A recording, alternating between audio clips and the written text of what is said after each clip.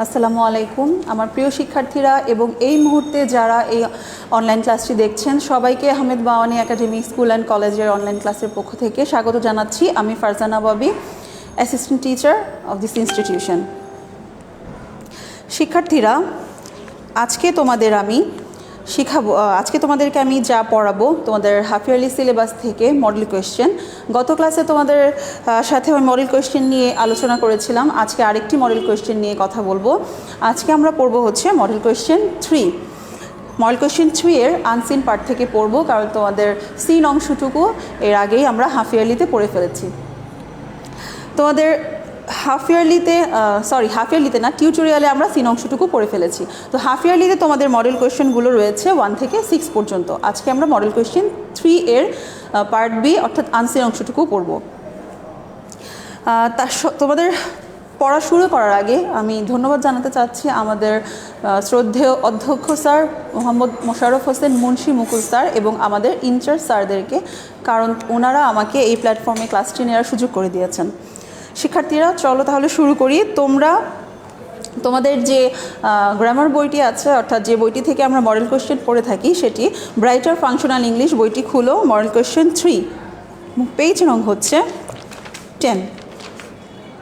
প্রথমে আমি তোমাদেরকে প্যাসেজটি রিডিং পড়ে শোনাবো এবং সেই সাথে তোমাদেরকে বাংলা করে ট্রান্সলেট করে বলে দিব এবং শব্দগুলোর অর্থগুলোও বলে দিব। তোমরা যেটা করবে, মনোযোগ দিয়ে শুনবে কিভাবে আমি তোমাদের পড়াটা উচ্চারণ করছি এবং কিভাবে ওয়ার্ডগুলো আমি কিভাবে তোমাদের উচ্চারণ করছি একটু মনোযোগ দিয়ে শুনবে যে প্রত্যেকটা ওয়ার্ড কিভাবে উচ্চারণ করতে হয়। Hamelin is an old town in Germany. Hamelin is an old town in Germany. Hamelin German শহরের একটি পুরনো শহর। A long time ago, the town became full of rats. A long time ago, the town became full of rats. বহু বছর আগে শহরটি ইঁদুরে পূর্ণ হয়ে গিয়েছিল, ইঁদুর দিয়ে শহরটি ভরে গিয়েছিল। There were rats in the fields, in the gardens, in people's houses, and everywhere. সব জায়গাতে ইঁদুর ছিল, মাঠে, বাগানে, মানুষজনের বাড়ি ঘরে এবং প্রত্যেকটা ক্ষেত্রে, সর্বক্ষেত্রে, everywhere. The rats were so big and so fierce. The rats were so big and so fierce that they fought the dogs, killed the cats, and beat the babies in the cradles. The rats were so big and fierce that they fought the dogs, killed the cats, and beat the babies in the cradles. এই ইঁদুরগুলো এত বড় এবং হিংস্র ছিল যে এরা কি করতো দেখো, এরা কুকুরদের সাথে ঝগড়া করত, বেড়ালদের মারত, and beat the babies in the cradle, এবং দোলনার বাচ্চাদেরকে কামড়ে দিত। They ate up the corns in the granaries. তারা কি করত? They ate up the corns in the granaries. এরা কি করত? শস্যাগারের ফসল খেয়ে ফেলতো, অর্থাৎ মানুষজন যে শস্যগুলো জমা করে রাখতো সেখান থেকে তারা সেগুলো ফসলগুলো খেয়ে ফেলতো। No one could get rid of them. No one could get rid of them. এদের থেকে কেউই রেহাই পায়নি, কেউই রেহাই পেত না। One day a strange Pied Piper came to the mayor of the town. One day a strange Pied Piper came to the mayor of the town. একদিন কি হলো? একজন অদ্ভুত বাঁশিওয়ালা শহরের মেয়রের কাছে আসলো। He told the mayor, I know magic. He told the mayor, I know magic. সে মেয়রকে বলল, আমি জাদু জানি। I can get rid all of the rats in your town. I can get rid of all the rats in your town. আমি সকল ইঁদুর থেকে, আপনার শহরের সকল ইঁদুর থেকে মুক্তি দিতে পারি। The mayor said, if you took away all the rats from Hamelin, mayor বলল, if you took away all the rats from Hamelin, we will pay you 1,000 guilders. Mayor বলল, যদি তুমি হ্যামেলিন থেকে সকল ইঁদুর সরিয়ে ফেলতে পারো, আমরা তোমাকে 1000 গিল্ডার উপহার দেব। আমি তোমাকে 1000 গিল্ডার উপহার দেব। শিক্ষার্থীরা শুনলে তো কিভাবে একটি প্যাসেজ মানে কিভাবে লাইনগুলো উচ্চারণ করতে হয়। তো এখন তোমাদেরকে আমি ওয়ার্ড মিনিংগুলো একটু লিখে দিচ্ছি, তোমরা এটা বইতে লিখে নিবে।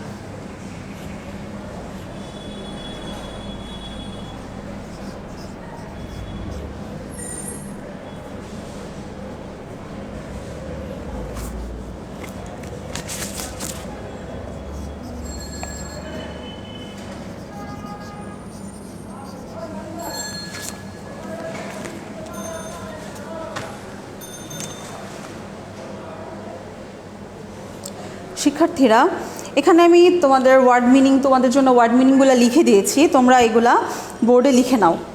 তো এরপরে দেখো আনসিন প্যাসেজ থেকে তোমাদের থাকে হচ্ছে 4, 5 এবং 6।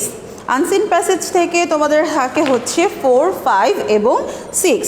4 নংয়ে থাকে ফিল ইন দ্য ব্ল্যাঙ্কস, এবং সেই ফিল ইন দ্য ব্ল্যাঙ্কসের কিছু ওয়ার্ড দেওয়া থাকে, একটা বক্সে কিছু ওয়ার্ড থাকে। এই ওয়ার্ডগুলো থেকে ওয়ার্ড নিয়ে মানে উপযুক্ত যে ওয়ার্ডটি তোমাদের প্রয়োজন সেই ওয়ার্ডটি নিয়ে তোমরা এই শূন্যস্থানটি পূরণ করবে।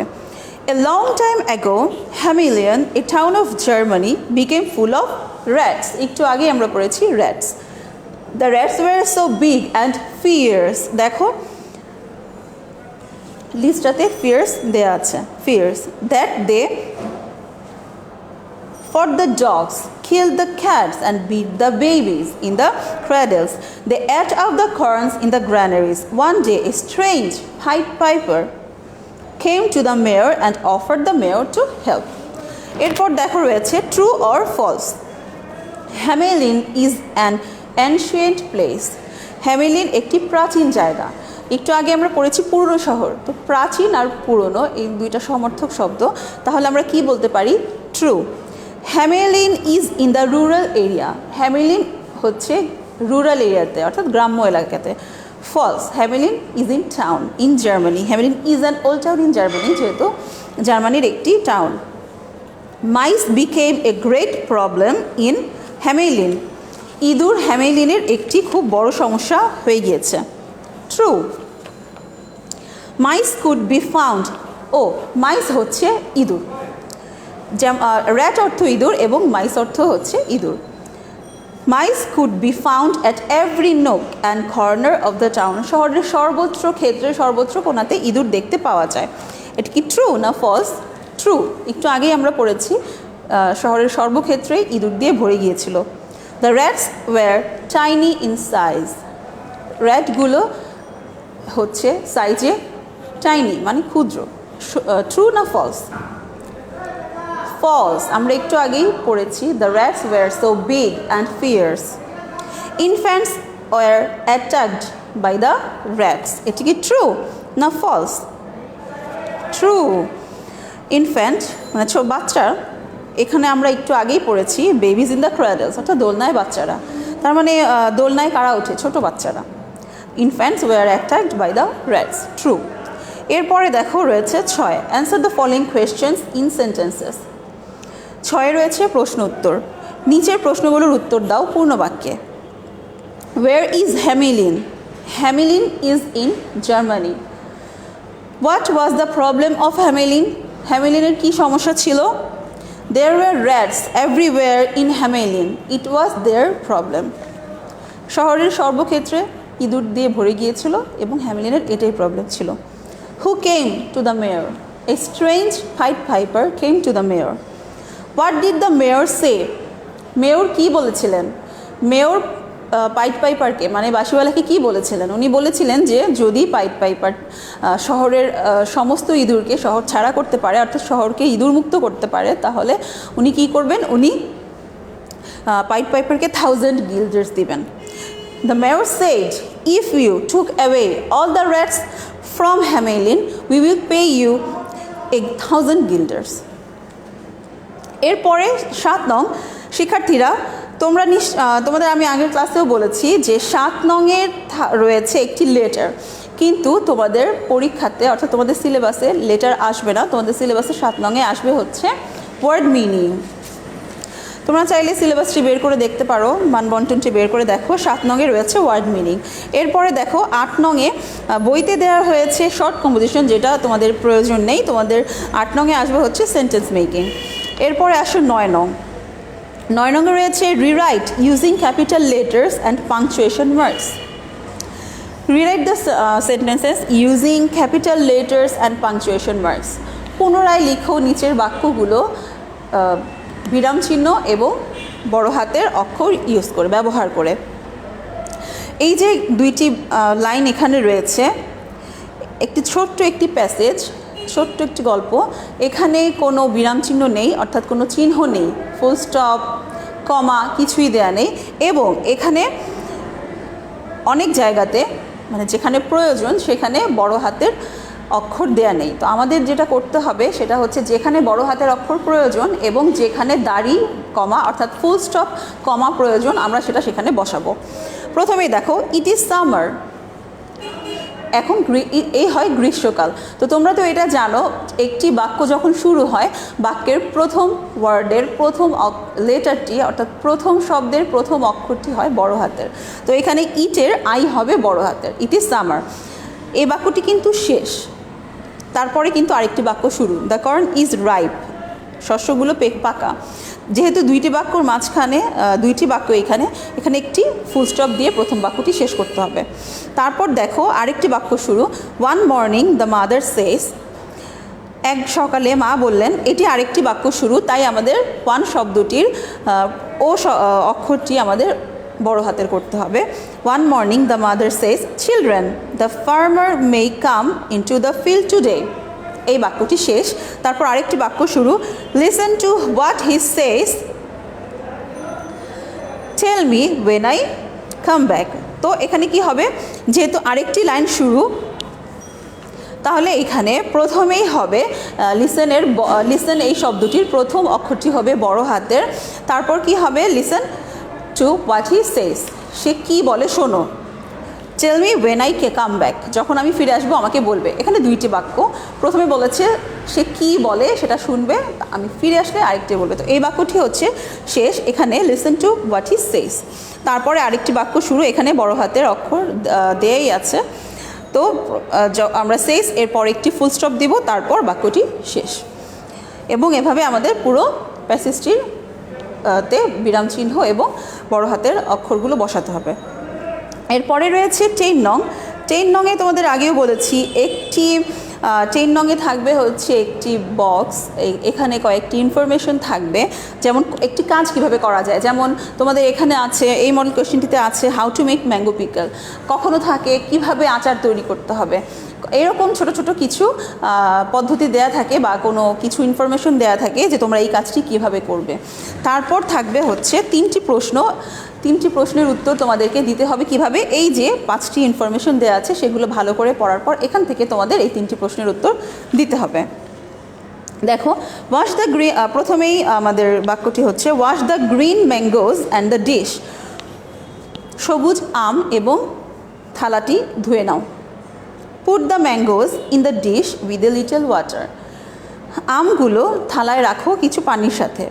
বয়েল দ্যাম ওয়েল, একটি পাত্রতে রাখো in the dish with a little water, আমগুলো নিয়ে একটি পাত্রে রাখো। এখানে পাত্র হবে, ডিশ না, ডিশ তো থালা, বয়েল তো আর ডিশে করা যায় না। উইথ এ লিটল ওয়াটার, কিছু পানির সাথে, একটু পানি দিয়ে। বয়েল দ্যাম ওয়েল, ভালো করে এগুলোকে সিদ্ধ করে নাও। After boiling blend them well, সিদ্ধ করার পর এইগুলোকে ভালো করে ব্লেন্ড করে নাও।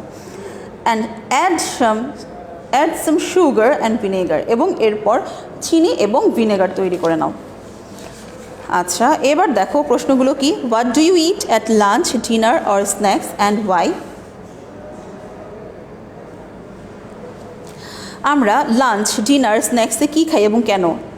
এখানে আমাদেরকে জিজ্ঞেস করা হয়েছে খাবার সম্পর্কে না, মানে আমরা লাঞ্চে, ডিনারে, স্ন্যাক্সের সাথে কি খাই। এখানে বোঝানো হয়েছে যে তুমি এর সাথে কি খাও, লাঞ্চ খাওয়ার সময় কি সাথে খাও। আমরা কি করি, আচার খাই না আমরা খাবারের সাথে। ডিনার, স্ন্যাক্সে আমরা কি খাই, চাটনি খাই, আচার খেয়ে থাকি কিন্তু আমরা বিভিন্ন স্ন্যাক্সের সাথে, বা ডিনারের সময় রাতের খাবারের সাথে, দিনের খাবারের সাথে আচার, ম্যাঙ্গো আচার, জলপাইয়ের আচার, এগুলো খেয়েই থাকি আমরা সবাই। তো এখানে জিজ্ঞেস করা হয়েছে যে কেন খাও, লাঞ্চ, ডিনার, স্ন্যাক্সের সাথে কী খাও, কেন খাও। কেন খাও, টু অ্যাড সাম টেস্ট, যে স্বাদ বাড়ানোর জন্য। Why should you wash your hands, mangoes and the dish, কেন তোমার তোমার হাত, আম এবং ডিশ ধোয়া উচিত। To make them germ free from germs, to make them free from germs, এগুলোকে জার্ম থেকে মুক্ত করার জন্য। How will you make mango pickle, কীভাবে তুমি ম্যাঙ্গো আচার তৈরি করবে। At first I will wash my hands, green mangoes and the dish, then I will boil and blend them, and then I will add sugar, vinegar, then I can make mango pickle. এভাবেই আমি mango আচার তৈরি করতে পারি। এরপরে থাকবে কি দেখো বাচ্চারা, তোমাদের 11 নংয়ে থাকবে হচ্ছে রিঅ্যারেঞ্জ, অর্থাৎ বইতে যে 11 নংয়ে আছে, 11 নংয়ে যে 3টি প্রশ্ন দেওয়া আছে অথবা এইগুলো তোমাদের সিলেবাসে নাই, অর্থাৎ তোমাদের মানবন্টনে নাই, এভাবে তোমাদের পরীক্ষাতে আসবে না। তোমাদের 11 নংয়ে আসবে হচ্ছে রিঅ্যারেঞ্জ, অর্থাৎ 12 নংয়ে যে রিঅ্যারেঞ্জটি আছে এটি থাকবে 11 নংয়ে, অর্থাৎ বইতে তোমাদের 12 নং দিয়ে রিঅ্যারেঞ্জ দেওয়া, তোমাদের পরীক্ষাতে থাকবে 11 নং দিয়ে। এবার দেখো কি আছে তোমাদের এই রিঅ্যারেঞ্জটিতে। Is 18 Reshma years old, Reshma is 18 years old, playing are they tennis, আর দে প্লেয়িং টেনিস, যেহেতু একটি কোয়েশ্চেন মার্ক আছে তাই এটি প্রশ্নবোধক বাক্য হবে। Lost home they lost their home. Have we the game won, hurray we have won the game, hurray we have won the game. The letter post the letter. এরপরে রয়েছে একটি ফর্ম। তো ফর্ম কীভাবে পূরণ করতে হয় সেটা তোমাদেরকে আগেও বলেছি। হুবহু ফর্মটি তুলবে, তারপর সুন্দর করে ইনফরমেশনগুলো পূরণ করবে।